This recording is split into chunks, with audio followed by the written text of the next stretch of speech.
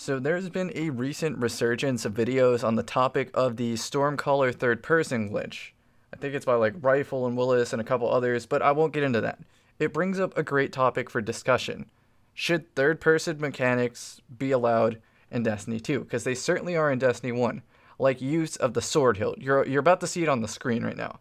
Look at this. I'm third person with the hilt. I can see them, they can't see me, and I get a sticky nade cancer toss because I practice my ass off with this sword hilt.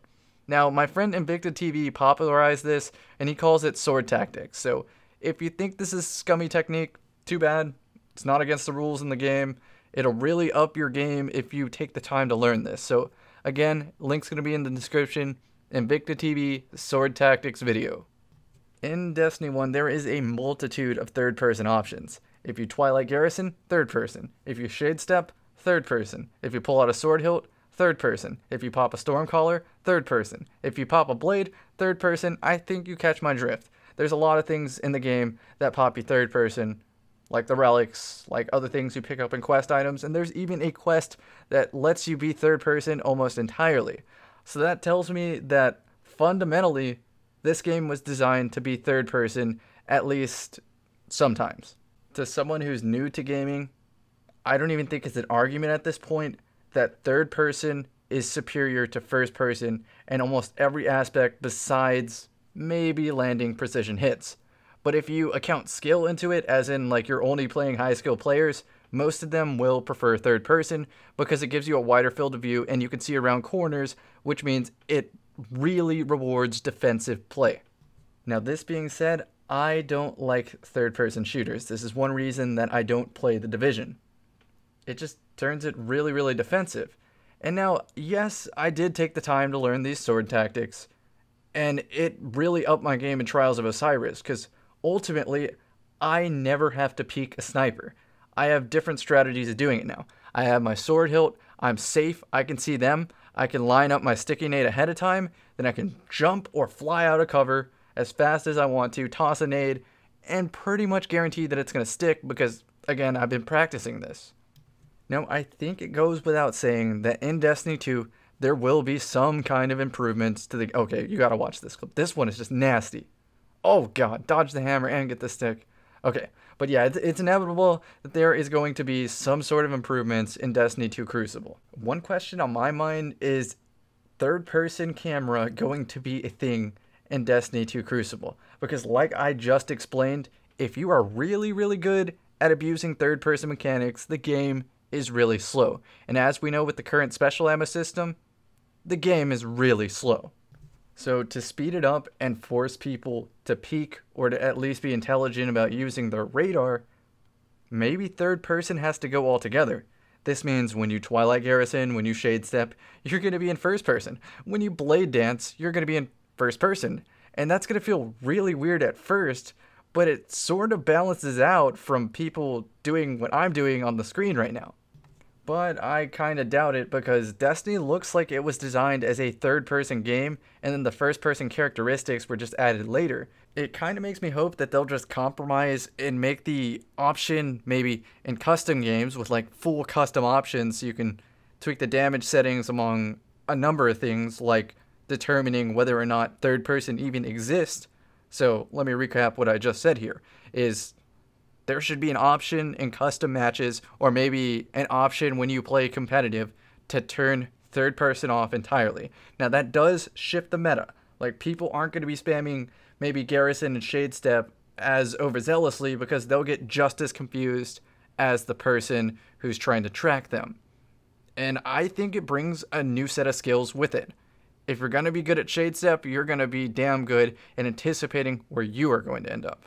So forgive me for reusing footage in the background and in this video in general, but I really wanted to talk about this topic without having to get any footage for it, because right now I'm power leveling my PS4 account so that I can start helping PS4 friends in Trials. But as far as demonstrating what I'm talking about, I think this video takes the cake. Haha. I mean, it's perfect. It shows the exact level of scumbaggery that I'm talking about when you can set your mind to being an absolute tool.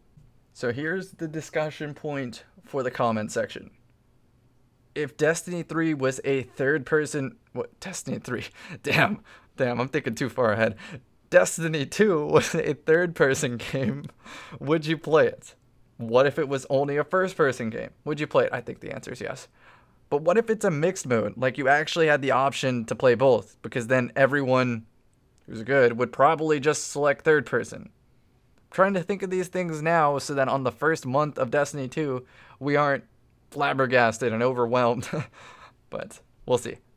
I suppose I should just quickly play devil's advocate to this sword third-person thing I'm spewing right now, is that it actually does take some degree of skill to be able to use the sword mid-combat to gain a marginal advantage. Like, for instance, you might see me pull the sword out while blinking, and that's to see third person at the peak of my blink, and then because the cooldown's slow enough, I can switch back to my primary and still fire a gun just as fast, as long as my hands can move that fast, and as long as I'm fast enough to anticipate the enemy.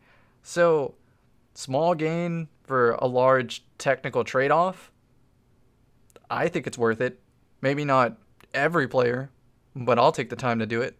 Well, that pretty much wraps up anything meaningful in this video, so if you have anything to add to the discussion, please do so in the comments section, because that is what it's made for. Not for saying first, but no, for actually progressing this discussion and talking about things.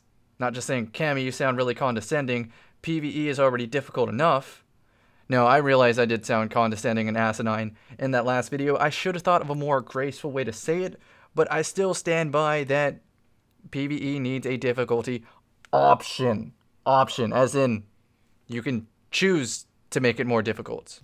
But I'm gonna just take the L and stop beating the dead horse on that subject, and just promise to work on being a little bit more conscientious in the future. Alright, and this pretty much means that the video's over. I normally would cue an outro right here, but I want to quickly talk about like some real life things that might be affecting my video schedule for the next few days or to a week. Got an anatomy test tomorrow that I'm going to have to know life study. I'm working on a PS4 account, as I already mentioned. It's at 385 light. I'm going to finish it up with some raids, and I'm probably going to wait for the weekly reset so I can spend less time leveling up rather than grinding tonight, because I'd rather study for an anatomy test. I just got my wisdom teeth taken out today, and that kind of sucked. I mean, it was totally painless, and I have a hilarious Snapchat story if it's still the day this video released. Check that out. But it's kind of a blessing in disguise, because the dentist said I probably shouldn't do any vigorous exercise, which is usually a routine of mine, so that means I now will have a shitload of free time this week to work on Destiny stuff and mainly power level my PS4 account. And yes, I've tracked its progress the entire life of the account, so it's going to be a fun video. I'll just spoiler alert it, the first 2 games I played in PvP for legendary marks were 10.0s, both of them. Like, crazy how much skill-based matchmaking plays into the equation. But I promise you will enjoy watching my character get absolutely shit on by RNG. Oh, I guess this is my outro right now, so let me do the music for it.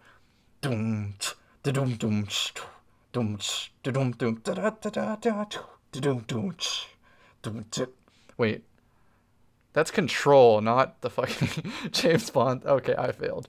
Alright, you can thumbs down the video for that. Okay, don't do that.